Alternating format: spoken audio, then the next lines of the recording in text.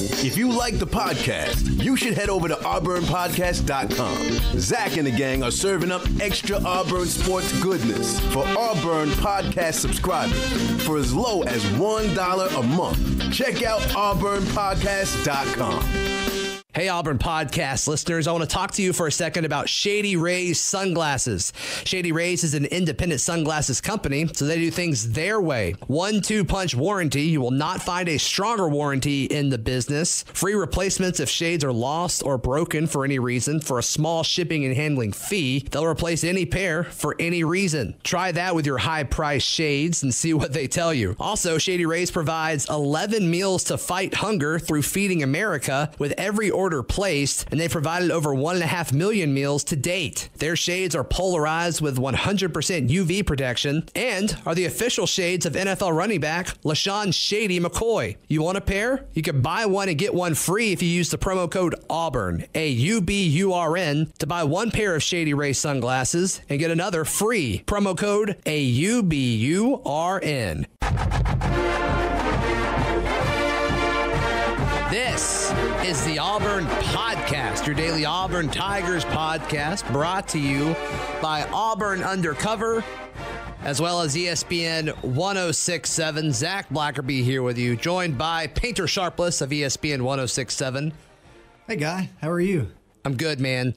Somebody on the body good board on Auburn Undercover said that Painter Sharpless is too good of a name for it not to be a national thing. Whoever you are, thank you. I just need to get ESPN executives to agree with you. Sure. That would be awesome. You, because you had a lot of control over what your name is.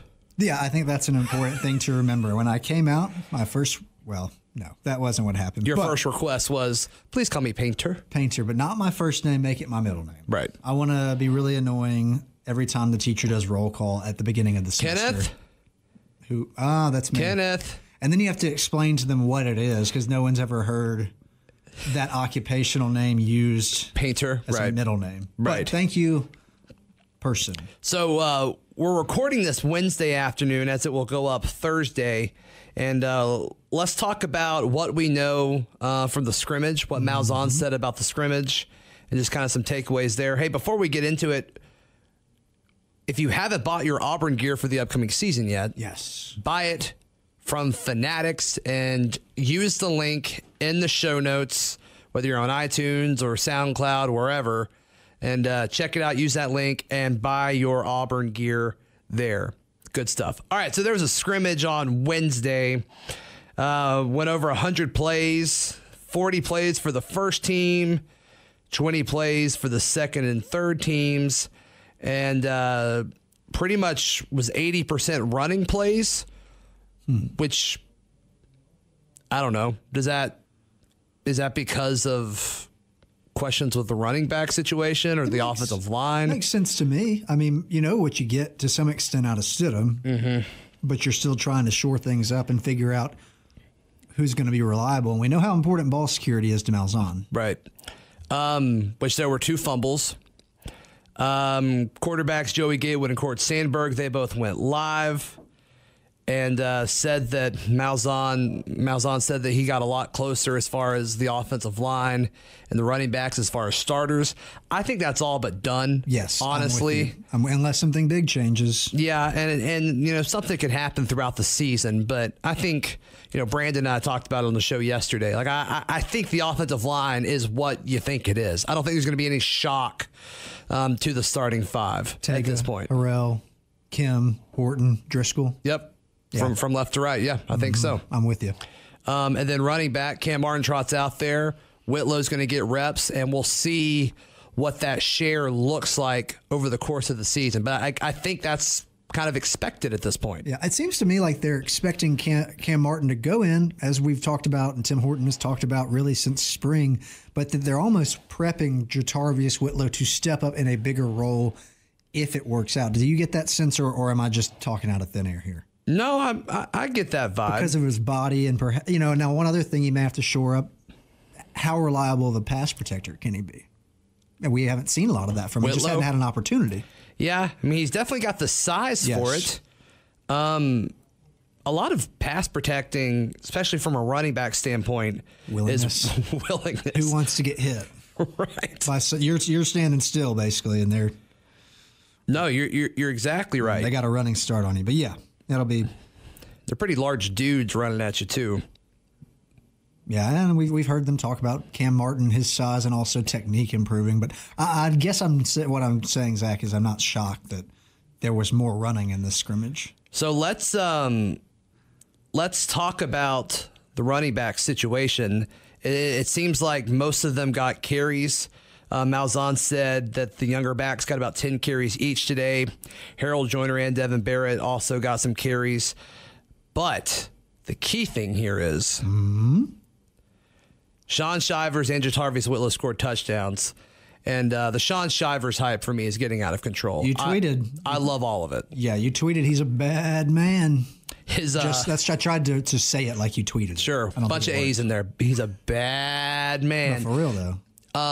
His mom tweeted at me yesterday. Let's go. Because I was saying with Brandon, Heisman this year. Freshman, 173, 5'7", bursts on the scene, takes over the starting role, never looks back. Yeah. Someone tweeted at me, and I quote tweeted it. I'm like, Shivers equals goat emoji. And then his mom tweeted at me, where can I listen to the podcast? She's all about it. So I sent it to her. You got a new fan. So I hope she listens. Just start overly complimenting all the players, and I bet their moms will like it. I know mine would. She'd be all Zach, about how'd you get so many new listeners? Well, I just complimented all the players and sent it to their moms. Well, I mean, I do think Sean Shivers, and for that matter, since they seem to keep getting mentioned together, Anthony Schwartz, like, how are they not going to have a role this season? Doesn't have to be a big one, but please, if they're secure with the ball, I feel like you got to get them on the field.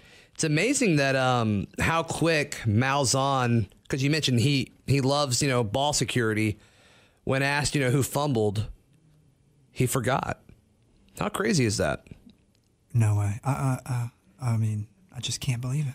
I can't believe it. No, I guess that Gus Malzahn was not totally transparent about his players and who made a mistake or not is not, as you facetiously implied, a shock. That's the Malzahn that Auburn fans get frustrated with, because he totally doesn't have to tell people that.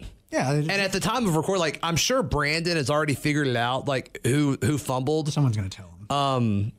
But at the time of recording, that is not common knowledge yet. But if you're listening to this and you have any questions, go to auburnundercover.com. I'm sure Brandon Marcello will have everything. Within the next 2 hours, you're gonna know. I bet as soon as we get off, as soon as we get done recording, he'll have everything. So should Gus continue to kind of just protect the players, whether they, I don't know if you view it as protect, but to not comment on who's playing well or poorly, because like you say, for the most part, we're gonna figure it out. So my Sean Shivers is a bad man tweet. Someone just tweeted at me. Justin Parker just tweeted at me, replied with 3 goat emojis.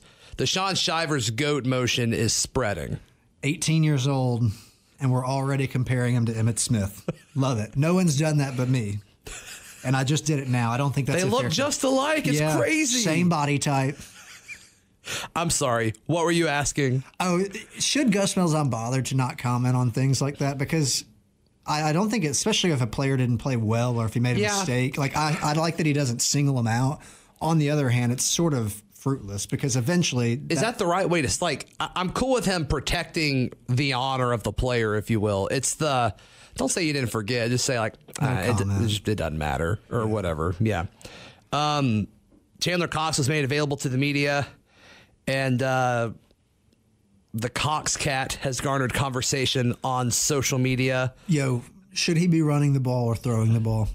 I mean, I think running is suitable in maybe some situations, I guess. But well, clearly on fourth down in the red zone, just go under center and run a toss sweep with him.